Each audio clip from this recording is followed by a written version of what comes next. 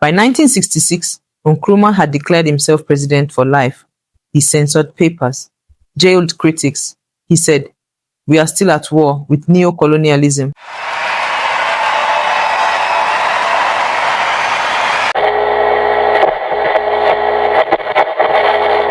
Welcome to Omar's Story Nook, where history gets spicy, legends get a remix, and imagination runs wild. Every tale you hear is a whisper of Omar, echoing across time, culture, and the soul.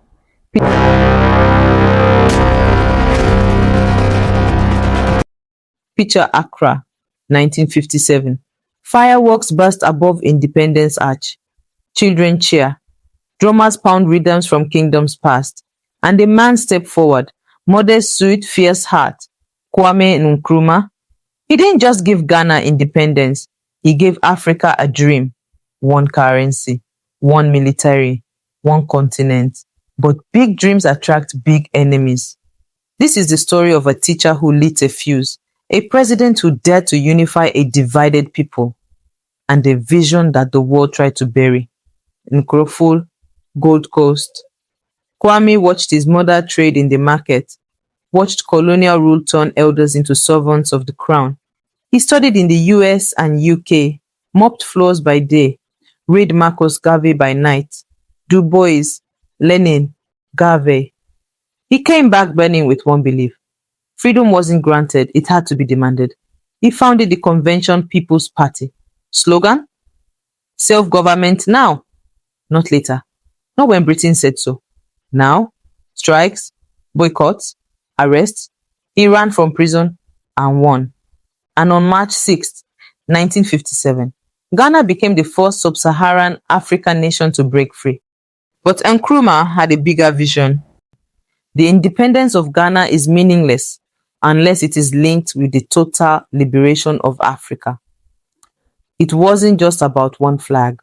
It was about a continent. Ghana was free, but many were not. Angola, Namibia, South Africa, all still under boots of empire. Nkrumah wanted to turn Ghana into a lighthouse.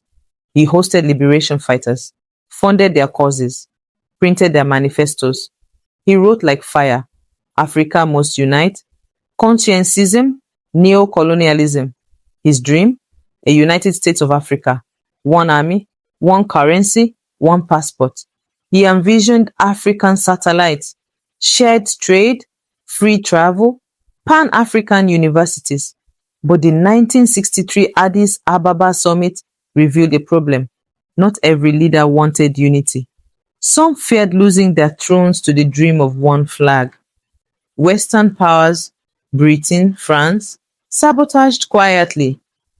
Why let one man undo our centuries of divide? And back home in Ghana, people were restless. Cocoa prices dropped, infrastructure strained. Why is he spending on others? Where is our power, our roads? Nkrumah's dream was vast, but his country was paying the price. By 1966, Nkrumah had declared himself president for life. He censored papers, jailed critics. He said, "We are still at war with neo-colonialism." But the people were tired.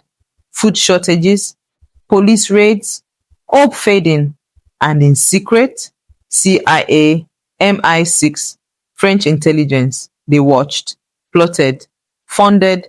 On February 24th, 1966, while Nkrumah was abroad trying to broker peace in Vietnam, tanks rolled into Accra. The coup was bloodless but brutal. No trial, just silence, then celebration. Statues fell, books burned, his name erased. In Guinea, he was given asylum, honorary co-president, but only in name. He wrote, he warned, he dreamed still, but the fire had dimmed. In 1972, he died of cancer, not in Ghana, not with cheers, but in exile, a visionary buried outside the homeland he freed.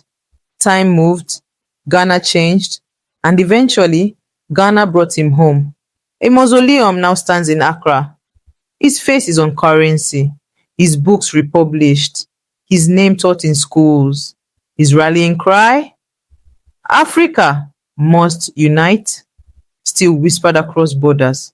still echoed in the African Union, whose headquarters rise in Addis Ababa. A monument built on Nkrumah's blueprint. His voice lives on in Bob Marley's anthems, in Afrobeats, in global movements for Black unity, in protest, in article, in memory. They called him dictator, but he called himself a seed. And those seeds still bloom. Empires fall, but ideas endure. Kwame Nkrumah didn't fail.